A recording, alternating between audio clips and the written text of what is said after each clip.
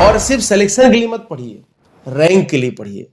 क्योंकि जब आप रैंक के लिए नहीं, ये पार्ट ऑफ प्रिपरेशन है। अगर आप एक जर्नी में जाते हैं तो आपको हमेशा 4 लेन रोड मिला ऐसा जरूरी नहीं है ना। कभी रोड बहुत अच्छा होगा, कभी रोड खराब भी होगा। तो ये प्रिपरेशन के दौरान। नमस्कार, द यशस्वी 22 में आप सभी का स्वागत है। और आज हमारे साथ हैं बीएसपी सर यानी विजय सिंह परिहार, जिन्होंने अपनी पढ़ाई आईआईटी दिल्ली से की है और कई सारी प्राइवेट कंपनियों की नौकरी को छोड़ करके पढ़ाने का कार्य प्रारंभ किया है।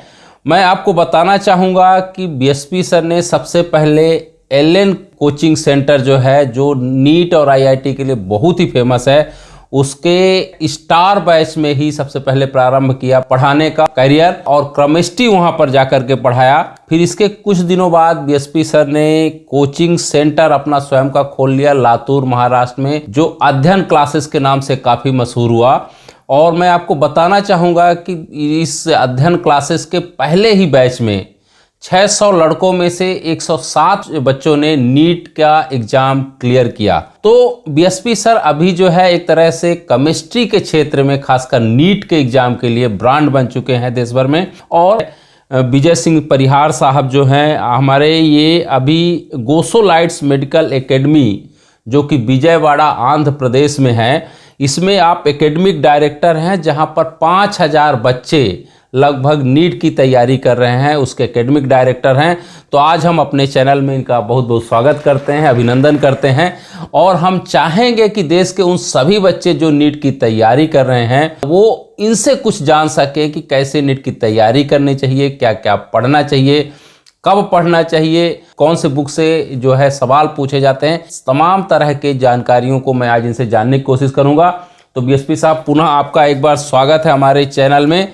तो मैं सबसे पहले आपसे ये जानना चाहूँगा कि एक बच्चा जो नीट की तैयारी करना चाहता है, उसको कब से और कहाँ से तैयारी प्रारंभ करनी चाहिए? मुझे लगता है कि अगर एक बच्चा अपने आप को प्लान करता है कि मुझे नीट की प्रिपरेशन करनी है, मुझे डॉक्टर बनना है, तो उसको क्लास 11 से प्रिपरेशन स्टार्ट कर ही देनी चाहिए। जैसे एक जनरली टेंडेंसी होती है बच्चों के अंदर कि पहले हम 11 12 कर लेंगे, बोर्ड कंप्लीट हो जाएगा, उसके बाद प्रिपरेशन स्टार्ट करेंगे। अगर आप ऐसा सोचते हैं तो आप समझ जाइए इस रेस में आप पीछे हो चुके हैं। बहुत से बच्चे ऐसे हैं जो 11 से ही पढ़ना चालू कर देते हैं। तो मेरे हिसाब से तो आपको क्लास 11 से पढ़ना चालू कर देना चाहिए। विजय सर, ये बताइए कि जैसे आपने बोलते हैं कि 11 से तैयारी करना चाहिए, तो उसका 11th और 12th का एग्जाम होगा, तो क्या आपको लगता है कि उस बच्चे को ब्रेक लेना चाहिए कि बिना 12th किए, या कि वो कहीं दूसरी जगह ऐसी जगह एडमिशन ले ले जहां बहुत ज़्यादा पढ़ाई का बोझ ना हो और सीधे वो नीट के कंसंट्रेशन करें? तो आप क्या कहना चाहेंगे इसके लिए? अभी तक के मेरे एक्सपीरियंस में मैंने यही देखा है कि कोई भी बच्चा अगर नीट की प्रिपरेशन करता है तो उसका बोर्ड नहीं अटका आज तक। उसने बोर्ड में अच्छा ही स्कोर किया है। लेकिन अगर आप ऐसा सोचिए कि आपने बोर्ड में अच्छा स्कोर किया तो हमारा नीट क्लियर हो जाएगा, इसकी प्रोबेबिलिटी ज़्यादा नहीं है। लेकिन अगर आप नीट की प्रिपरेशन करते हैं तो जो कि आप एक कॉम्पिटिटिव एग्जाम की प्रिपरेशन करते हैं, आप इसमें कंसेप्ट पढ़ते हैं, आप इसमें हाउ टू सॉल्व क्वेश्चंस, इस सारी चीज़ों के थ्रू गुजर रहे होते हैं, तो आपका बोर्ड अपने आप उसके पैरेलल चल रहा होता है, तो कोई दिक्कत नहीं आती है। तो जैसे कि आपने बताया कि बोर्ड पैरेलल चल सकता है, तो ये बताएं कि जो हम बच्चे को बताना चाहें कि क्या क्या पढ़ना चाहिए। जब नीट की तैयारी का मन बना ही चुका है कि नीट ही देना है, तो उसको क्या क्या पढ़ना चाहिए प्रारंभ में, कहाँ से करना चाहिए उसको? जी, ये सबसे अच्छा सवाल है और ये मुझे लगता है कि हर बच्चे को जानना चाहिए कि अगर वो एक नीट की प्रिपरेशन कर रहा होता है तो सबसे ज़्यादा फोकस आपको एनसीईआरटी में करना है। क्योंकि अगर आप पिछले 5 सालों के क्वेश्चंस का ट्रैक रिकॉर्ड देखिए तो maximum question as it is NCERT की लाइन से उठाए जाते हैं। तो सबसे ज़्यादा आप समझ लीजिए कि अगर आप नीट की प्रिपरेशन कर रहे हैं तो आपके लिए गीता, बाइबल, कुरान सब कुछ एनसीईआरटी है। आपको उसकी एक एक लाइन पता होनी चाहिए, हर एक लाइन का मतलब पता होना चाहिए। और जिस दिन अगर आपको ऐसा हो गया तो आप सिर्फ सिलेक्शन नहीं, आप टॉप 10 में आ सकते हैं, आप सिंगल डिजिट रैंक ला सकते हैं। तो ये बताइए कि फिजिक्स, केमिस्ट्री और बायोलॉजी में से बच्चे को सबसे ज़्यादा क्या इम्पोर्टेंस किस विषय पे देना चाहिए और कैसे उसकी तैयारी करनी चाहिए? देखिए, ये कॉम्पिटिटिव एग्जाम है, इसमें हर एक सब्जेक्ट की अपनी इंपॉर्टेंस है। आप किसी भी सब्जेक्ट को ये नहीं कह सकते कि ज़्यादा इंपॉर्टेंट है और ये कम इंपॉर्टेंट है। होता क्या है कि जैसे मान लीजिए अगर आप ऐसा समझ, कई बच्चों के मन में होता है कि नहीं हम एक पर्टिकुलर सब्जेक्ट को ज़्यादा ध्यान देंगे। अगर आप एक पर्टिकुलर सब्जेक्ट को ध्यान देते, जैसे मान लीजिए कि एग्जाम्पल के लिए मैं बोलता हूँ, मान लीजिए आपने बायो को ज़्यादा ध्यान दिया कि नहीं हमको बायो बहुत ज़्यादा पढ़ना है, फिजिक्स केमिस्ट्री को आपने सेकेंडरी रखा, या किसी ने केमिस्ट्री को ज़्यादा ध्यान दिया, फिजिक्स और बायो को सेकेंडरी रखा, तो उससे आपकी प्रिपरेशन जो है बैलेंस नहीं रहती। अब यहाँ पे बैलेंस प्रिपरेशन का मतलब क्या है? मान लीजिए कि आप केमिस्ट्री या फिजिक्स या बायो तीनों को बराबर तरीके से पढ़ते हैं और इनमें से कोई एक पेपर टफ आ गया किसी पर्टिकुलर ईयर में, तो जो दूसरे बचे हुए सब्जेक्ट्स हैं वो आपको बचा ले जाएंगे। लेकिन अगर आपने ऐसा नहीं किया तो दिक्कत हो सकती है। तो सबसे जरूरी बात है कि आप हर एक सब्जेक्ट को इंपॉर्टेंस दीजिए, हर एक सब्जेक्ट के वेटेज बराबर है। क्योंकि अगर आप बायो में सोचेंगे, लगता है कि हमको यहाँ पे 360 मिल रहा है, ऐसा फिजिक्स केमिस्ट्री मिला के 360 मिल रहा है, लेकिन सिलेक्शन कितने में होता है? सिलेक्शन तो 360 में नहीं होता है। सिलेक्शन के लिए हर एक सब्जेक्ट जरूरी होता है, हर एक सब्जेक्ट को पढ़ना जरूरी होता है और उसी से आपकी कंसेप्ट बिल्डिंग होती है। सर ये बताएं, जैसे कि आप जो है देश का सबसे जो जाना माना कोचिंग सेंटर है एलन के स्टार बैच में पढ़ाना प्रारंभ किया, फिर आपने अपना कोचिंग सेंटर खोला जो महाराष्ट्र लातूर में था, इसके पहले ही बैच में इतना बढ़िया आपने रिजल्ट दिया। अभी आप जो है विजयवाड़ा आंध्र प्रदेश में नीट की कोचिंग दे रहे हैं। तो हम ये जानना चाहेंगे कि ये कोचिंग की भूमिका कितनी महत्वपूर्ण होती है किसी भी बच्चे के लिए नीट को क्रैक करने के लिए? जी, मुझे ऐसा लगता है कि अगर आपको प्रिपरेशन करनी है तो सिलेक्शन सेल्फ स्टडी से होता है। कोचिंग की भूमिका सिर्फ इतनी है कि आपको एक रास्ता दिखा दें, चलना आपको खुद है। कोई भी कोचिंग का टीचर, कोई भी कोचिंग इंस्टीट्यूट सिलेक्शन तब तक नहीं दिला सकता जब तक कि आप खुद पढ़ाई करने के लिए तैयार ना हो। तो कोचिंग सिर्फ आपको एक रास्ता दिखाने का माध्यम है कि क्या पढ़ना है, कौन से क्वेश्चन सॉल्व करने हैं, किस तरीके से एनसीईआरटी की थ्योरी को समझना है, जो भी एनसीईआरटी में लाइंस लिखी गई उनका मतलब क्या है, ये कोचिंग इंस्टीट्यूट या उसके टीचर्स का काम है। लेकिन उस चीज को आपको अपने ब्रेन में रखना, उसको प्रैक्टिस करना, उसके लिए क्वेश्चन ज्यादा से ज्यादा सॉल्व करना, कुल मिलाकर सेल्फ स्टडी करना, ये आपकी जिम्मेदारी होती है। तो कोचिंग का रोल उतना अहम नहीं है जितना कि आपकी सेल्फ स्टडी का रोल है। आपको इतना अधिक एक्सपीरियंस है नीट की तैयारी करवाने में, बच्चों को ट्रेन करने में, कैसे क्वेश्चन सॉल्व करने में। मैं आपसे ये जानना चाहूँगा, नीट की तैयारी करते हुए बच्चे प्रायः क्या गलती करते हैं कि जिन बच्चों का नहीं हो पाता, तो उसके पीछे का क्या कारण रहता है? सबसे जो कॉमन मिस्टेक है कि बच्चों को यही नहीं पता होता है कि हमें एग्जैक्टली कौन से बुक्स पढ़ने हैं और एग्जैक्टली कौन से टाइप के क्वेश्चन सॉल्व करने हैं। मतलब बच्चा क्या एक रैंडम प्रिपरेशन कर रहा होता है। रैंडम प्रिपरेशन का मतलब क्या है कि जैसे एनसीईआरटी सॉल्व कर लिया, फिर उसका जो भी मन किया वो बुक उठा लिया, क्वेश्चन सॉल्व करना चालू कर दिया। ऐसा नहीं होना चाहिए। अगर आपने एनसीईआरटी पढ़ लिया तो पहला आपका प्रायोरिटी होना चाहिए कि मुझे एनसीईआरटी के क्वेश्चन सॉल्व करने हैं। उसके बाद कोई भी एक ऐसी बुक उठाइए जो कि एनसीईआरटी बेस्ड ज्यादा हो, क्योंकि मार्केट में आपको 1000 टाइप के बुक्स मिलेंगे, उनमें कुछ कहीं कहीं ऐसे भी क्वेश्चन रहेंगे जिनका कोई एग्जाम से रिलेवेंस ही नहीं है। तो सबसे जरूरी बात है कि आप उस कंटेंट को सॉल्व करिए, उस मटेरियल को सॉल्व करिए, उस टाइप के प्रॉब्लम्स को सॉल्व करिए जो कि नीट से रिलेवेंस रखते हो। ना कि आपको यहाँ पे पीएचडी नहीं करनी है, आपको एक एग्जाम क्रैक करना है। तो हमेशा माइंडसेट आपको ऐसा बना के रखना है कि मुझे एक एग्जाम की प्रिपरेशन करनी है और मुझे उसी के चारों तरफ जो भी रिक्वायर्ड कंटेंट है उसको कलेक्ट करना है, ना कि अननेसेसरी कंटेंट पे टाइम वेस्ट करना है। जी, बहुत अच्छा आपने बताया। हम ये जानना चाहेंगे, नीट समय समय पे अपने पूरे जो एग्ज़ाम पैटर्न है उसमें बदलाव करता रहता है। तो अभी जो पैटर्न है, जो बच्चा अभी अभी मान लीजिए नीट की तैयारी प्रारंभ करना चाहता है, उसके लिए आपका कोई गाइडेंस कि कैसा पैटर्न है, अभी किस तरह से तैयारी करना चाहिए, इस पैटर्न के बारे में आप कुछ बताइए? इसके बारे में मैंने पहले ही बताया कि जैसे अभी आप पिछले 5 साल का पेपर देखिए, लास्ट 5 ईयर्स का, तो प्योरली एनसीईआरटी बेस्ड प्रॉब्लम्स आ रहे हैं और मुझे लगता है आगे भी यही कंटिन्यू होने वाला है। तो आप ज़्यादा से ज़्यादा एनसीईआरटी पे फोकस करिए और एनसीईआरटी बेस्ड क्वेश्चंस को सॉल्व करिए। ये बेस्ट तरीका होता है प्रिपरेशन करने का।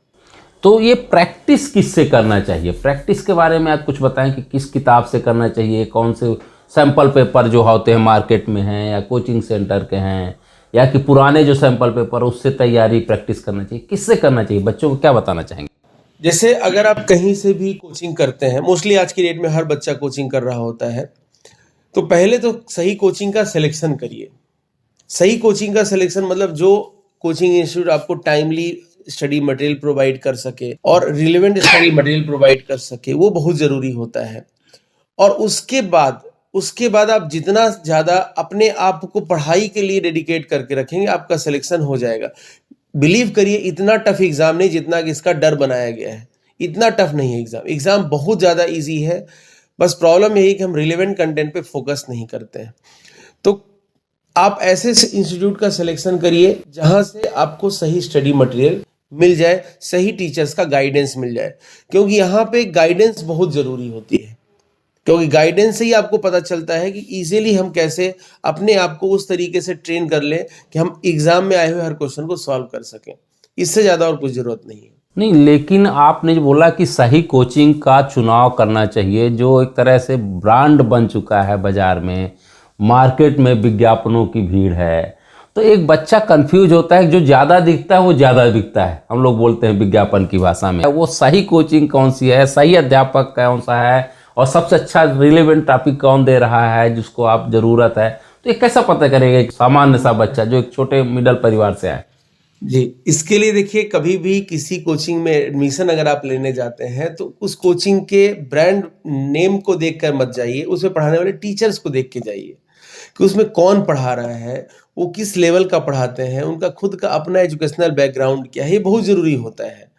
और दूसरा जो सवाल आपने पूछा कि जैसे इतना सारे विज्ञापन है तो उसमें बच्चा कंफ्यूज हो जाता है, तो उससे कैसे बचे? तो हर बच्चा अगर प्रिपरेशन करता है तो उसके आसपास ऐसे कुछ लोग होते हैं, ऐसे कुछ बच्चे होते हैं जो पिछले सालों में एग्जाम क्रैक कर चुके होते हैं।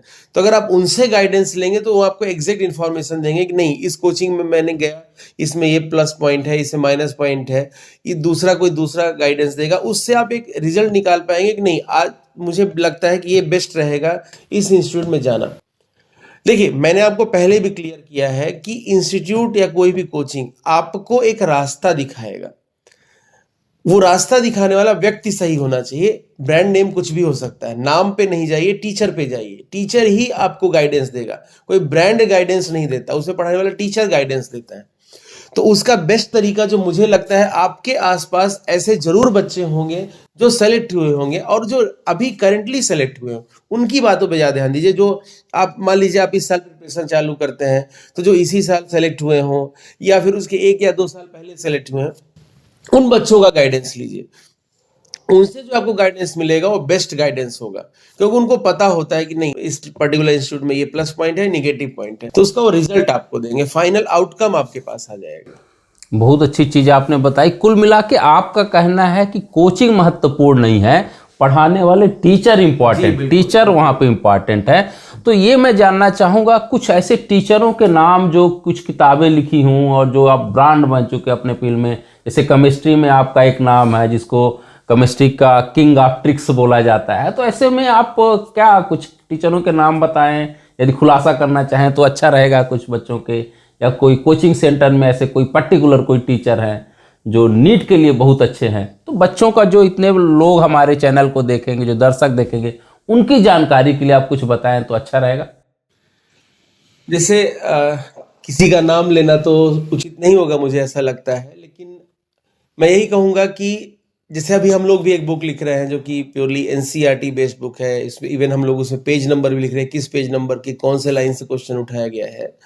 तो इस तरीके के बुक्स अगर आप सर्च करेंगे तो आपको बेहतर गाइडेंस मिलेगा, जिन्होंने उस तरीके से बुक को फ्रेम किया हो जो एनसीईआरटी की एक एक लाइन से क्वेश्चन उठाए गए हो, ना कि कुछ भी उठा लिया गया। क्योंकि देखिए, प्रॉब्लम क्या होता है, 2 तरीके के बुक राइटर होते हैं। एक बुक राइटर होता है जो कि मेहनत करता है, जो कि क्वेश्चन को निकालता है बुक के अंदर में से और उन पॉइंट्स को बच्चे के सामने रख देता है जिस पे ध्यान किसी का नहीं जाता है, और उन पॉइंट्स को भी रखता है जो इजीली बुक्स में अवेलेबल है, डायरेक्टली दिखाई दे रहे पॉइंट्स, लेकिन उसमें अच्छे क्वेश्चन क्या बन सकते हैं, एग्जामिनर आपके ब्रेन के साथ कैसे खेल सकता है। एक तरीके का राइटर ऐसा होता है। दूसरे तरीके का राइटर क्या होता है, वो कॉपी पेस्ट पे बिलीव करता है, कहीं से कुछ क्वेश्चन उठा लिए, कहीं से कुछ क्वेश्चन उठा लिए। उस तरीके पे मत जाइए, आप उस बुक को सेलेक्ट करिए जो कि कुछ एनसीईआरटी पर बेस्ड क्वेश्चन दे रहा हो, क्योंकि आज की डेट पे जो नीड है वो यही है कि आप एनसीईआरटी पढ़िए। आज से 10 साल पहले की जरूरतें कुछ और थी, तब का पैटर्न कुछ और था, आज का पैटर्न कुछ और है। आप एग्जाम आज देने वाले हैं, आप पास्ट में जाके तो एग्जाम देने वाले नहीं है। तो आज क्या है उस पर ध्यान दीजिए, और आज यही है कि एनसीईआरटी बेस्ड क्वेश्चन सॉल्व जितने ज्यादा आप करेंगे उतना ज्यादा आपका सब्जेक्ट परफेक्ट होगा और उतना ज्यादा आपको इजीली एग्जाम में आपको अच्छा स्कोर मिलेगा। ये जो आप बता रहे हैं कि आपकी किताब आ रही है इस पे नीट के प्रिपरेशन के लिए, ये मैं जानना चाहूँगा फिजिक्स, केमिस्ट्री, बायो तीनों के लिए है, और किस नाम से आ रही है और कौन पब्लिशर है, जिससे हमारे बच्चों को पता चल जाए कि वो किताब आपकी मार्केट में कब आएगी या कब से उसको प्रैक्टिस करना प्रारंभ कर देंगे, और कौन कौन लेखक है उसमें, बुक जो है कौन कौन से लेखक है उसके, ये जानकारी कम से कम मिल जाए तो मुझे लगता है बच्चों को आसानी हो जाएगी। केमिस्ट्री की टीम का तो मैं डिस्क्लोज कर सकता हूँ। केमिस्ट्री में इनऑर्गेनिक केमिस्ट्री तो मैं खुद लिख रहा हूँ। ऑर्गेनिक केमिस्ट्री के लिए जितेंद्र चंदवानी सर हैं, वो अभी मोशन में एकेडमिक डायरेक्टर हैं, और ललित विजय सर हैं, वो मोशन इंस्टीट्यूट कोटा के एकेडमिक डायरेक्टर हैं, और मैं श्री गो स्लाइड्स मेडिकल एकेडमी विजयवाड़ा का एकेडमिक डायरेक्टर हूँ। तो हम तीनों लोग मिलकर के केमिस्ट्री का बुक लिख रहे हैं, और साथ में फिजिक्स के में भी दूसरे टीचर्स हैं, बायो में भी इसी तरीके से दूसरे टीचर्स हैं। उनका नाम अभी मैं डिस्क्लोज नहीं कर सकता हूँ। और पब्लिकेशन जो है वो वीके पब्लिकेशन है। वीके पब्लिकेशन कहाँ पर है? दिल्ली में। दिल्ली में। कब तक आ जाएगी किताब? मोस्ट प्रोबेबली मार्च अप्रैल तक। मार्च अप्रैल तक। बहुत बहुत धन्यवाद सर आपका। अच्छा, एक चीज़ और आप बताइए, जो लास्ट में कई बार बच्चे कोचिंग में यदि सॉल्व करने हम लोग जाते हैं लेक्चर देने, तो कई बार पूछते हैं कि सर दिन को पढ़ना चाहिए रात को पढ़ना चाहिए। ये बहुत अजीब सा क्वेश्चन होता है, ये बहुत कॉमन क्वेश्चन होता है, तो थोड़ा इस पर कुछ आप। ये सच में बहुत कॉमन क्वेश्चन है, क्योंकि बच्चों का हमेशा सवाल रहता है कि दिन में पढ़ें कि रात में पढ़ें। इसमें मेरा अपना सोचना ऐसा है कि जब आपका ब्रेन मोस्ट एक्टिव फेज में, तब आप पढ़ाई करिए। किसी के कहने से नहीं, कि किसी ने बोला रात में पढ़ो तो आप रात में पढ़ना चालू कर दीजिए, किसी ने कहा दिन में पढ़ो तो दिन में पढ़ना चालू कर दीजिए, किसी ने कहा नहीं सुबह जल्दी उठ के पढ़ो तो सुबह जल्दी उठ के पढ़ना चालू कर दीजिए। ऐसा कुछ नहीं है। आपका ब्रेन जब मोस्ट एक्टिव फेज में है उस टाइम पे आप पढ़ाई करिए। आपको लगता है कि जब मुझे सोना है उस टाइम पे आप सोने को अपना टाइम बना लीजिए। हाँ, ज़्यादा सोना भी नहीं है, मतलब एक समझ लीजिएगा आप 6 से 7 घंटे मिनिमम सेल्फ स्टडी को देना है, और 5 घंटे से लेकर 6 घंटे की नींद मुझे लगता है सफिशिएंट होगी। उसमें आप 5 घंटे रात में सो जाइए, 1 घंटे दोपहर में सो जाइए। हाँ, इसका जरूर ध्यान रखिएगा, जैसे अभी नीट का एग्जाम जो है दोपहर को 2 से 5:20 का टाइम उन्होंने रखा है, यूजुअली वही रहने वाला है ऐसा लगता है। तो यही कोशिश करिए कि इस टाइम पे आप जरूर ना सोएं, क्योंकि अगर आप मान लीजिए हर दिन ऐसा बना लिए कि दोपहर मुझे 2 से 5:20 के बीच में किसी एक टाइम पे सोना है, तो क्या होता है आपका बॉडी धीरे धीरे बायोलॉजिकली वैसे अडॉप्ट हो जाएगा, नहीं उस टाइम पे आपको नींद आने लगेगी। तो अवॉइड करिए कि जो नीट के एग्जाम का टाइमिंग है, जो यूजुअली अभी 2 to 5:20 चल रहा है, उस टाइम पे तो बिल्कुल ना सोएं। बाकी आप दोपहर को आधे घंटे 1 घंटे किसी टाइम पे सो लीजिए, इसके अलावा जो मैंने अभी आपको समय बताया, और रात में 5 घंटे सो लीजिए। अब आपको उसके अलावा जो बचा हुआ टाइम है, आपको कोचिंग करने में जाना है, और बाकी बचा हुआ टाइम सेल्फ स्टडी को देना है। और लेकिन ये ध्यान रखिएगा कि 6 से 7 घंटे की self study more than enough होगी, अगर आप अच्छे से प्रॉपर वे में रेगुलर पढ़ाई करते हैं। यहाँ पे ध्यान दीजिएगा, मैंने क्या बोला, रेगुलर पढ़ाई करते हैं। रेगुलर टर्म पे जरूर ध्यान दीजिएगा, क्योंकि होता क्या है, कभी हम 11-12 घंटे खूब पढ़ाई किए, अगले दिन हम 2 घंटे भी नहीं पढ़ाई किए, फिर किसी दिन 8-10 घंटे पढ़ लिए, फिर कहीं और घूमने निकल लिए। ऐसा नहीं करना है। 6 से 7 घंटा रेगुलर। रेगुलर मीन्स रेगुलर, क्योंकि आप समझ लीजिए आप डॉक्टर बनने का ड्रीम लेके चल रहे हैं, तो इसमें डिसिप्लिन बहुत जरूरी है। आप ऐसा कुछ भी नहीं सोच रहे हैं कि कुछ भी चलो है, आप डॉक्टर बनने का सोच रहे हैं, तो इसमें पेशेंस, इसमें रेगुलरिटी, इसमें आपके अंदर डेडिकेशन, ये सारी चीजें जरूरी होती हैं। और इसलिए तो एग्जाम लिया जाता है ना, वो आपका पेशेंस चेक करते हैं, आप कितने काम है, आप कितने कूल वे में एग्जाम अपीयर करते हैं, ये भी चेक करते हैं। हर ही छोटी छोटी चीजें चेक की जाती हैं जो एक डॉक्टर के अंदर होनी चाहिए। तो ये कितने साल की तैयारी कुल मिला के नीट की होती है? 2 साल। 2 साल में आप अच्छी तैयारी का बड़े आराम से निकल कोई बच्चा अगर रेगुलर तरीके से पढ़ाई करे 2 साल में आराम से एग्जाम क्लियर कर सकता है, वो भी अच्छी रैंक से। जैसे मेरा खुद का एक स्टूडेंट है सोमल अग्रवाल, अभी एम्स में पढ़ाई कर रहा है, ऑल इंडिया रैंक उसका 9 आया था। उस बच्चे ने 2 साल रेगुलर पढ़ाई किया। कई बार, और आपकी पढ़ाई में कई बार ऐसा होगा, अप एंड डाउन आएंगे, कभी आपके मार्क्स ऊपर जाएंगे, कभी नीचे आएंगे। बहुत अच्छा स्कोर आ गया, चलो थोड़ा रिलैक्स हो जाते हैं, बहुत कम स्कोर आ गया तो दुखी हो गए। नहीं, ये पार्ट ऑफ प्रिपरेशन है। अगर आप एक जर्नी में जाते हैं तो आपको हमेशा 4 लेन रोड मिला ऐसा जरूरी नहीं है ना, कभी रोड बहुत अच्छा होगा, कभी रोड खराब भी होगा। तो ये प्रिपरेशन के दौरान आपके साथ हमेशा होगा, कभी बहुत अच्छा स्कोर आएगा, कभी खराब स्कोर आएगा। दोनों तरीकों में आपको बैलेंस बना के चलना है। खराब स्कोर आया कोई बात नहीं, अगले एग्जाम में हम इससे अच्छा स्कोर ला के दिखाएंगे। एग्जाम का मतलब जो आप टेस्ट पेपर देंगे किसी कोचिंग में रहते हुए, और कभी अगर आपके मार्क्स बहुत अच्छे आ गए तो ओवर एक्साइटेड नहीं हो जाना। ठीक है, सिलेक्शन थोड़ी हो गया है, अच्छा स्कोर आया है, अगली बार तभी आएगा जब मैं पढ़ाई करूंगा। तो आपको हर चीज को बैलेंस बना के चलना है और रिलैक्स रहना है, हमेशा रिलैक्स रहना है। तो चलते चलते बस मैं ये जानना चाहूँगा, बच्चों को कोई संदेश हो तो आप देना चाहें, नीट की जो तैयारी करने जा रहे हैं और कर रहे हैं। बस यही संदेश है कि आप जितना जल्दी स्टार्ट करेंगे, आप अपने ट्रैक पे उतना जल्दी दौड़ना चालू करेंगे और आप उतना जल्दी अपने सिलेक्शन के करीब पहुंच जाएंगे। तो अगर आपका ड्रीम डॉक्टर बनने का है, आपका मन है मुझे नीट की प्रिपरेशन करनी है, तो और सिर्फ सिलेक्शन के लिए मत पढ़िए, रैंक के लिए पढ़िए। क्योंकि जब आप रैंक के लिए पढ़ते हैं तो आप एफर्ट भी ज्यादा करते हैं। सिर्फ ये मत सोचिए कि मुझे किसी मेडिकल कॉलेज में जाना, आप ये सोचिए मुझे एम्स में जाना है। आप एम्स के लिए पढ़िए और उसके लिए आपको मेहनत करनी पड़ेगी। बस यही मेरा कहना, और कुछ नहीं। बहुत बहुत धन्यवाद बीएसपी सर, आप हमारे स्टूडियो में आए और बच्चों को हमारे अच्छी जानकारी दी। हमें आशा है कि जो बच्चे हमारे इस चैनल को देख रहे होंगे तो नीट की तैयारी कैसे करें, क्या पढ़ें, कितने घंटे पढ़ें, और इन सब के जवाब आपको मिल गए होंगे। और इससे संबंधित और भी कोई सवाल जवाब है तो आप हमारे YouTube चैनल को सब्सक्राइब करें और लाइक करें, जिससे इस तरह की जानकारी हम ऐसे ही एक्सपर्ट से लेते रहें। और यदि आप वहां पर जाकर कोई सवाल पूछते हैं तो मैं कोशिश करूंगा कि विजय सर से जब समय मिले तो उस पर कमेंट्स जरूर दे दें। बहुत बहुत धन्यवाद विजय सर कि आप हमारे स्टूडियो में आए। बहुत बहुत धन्यवाद।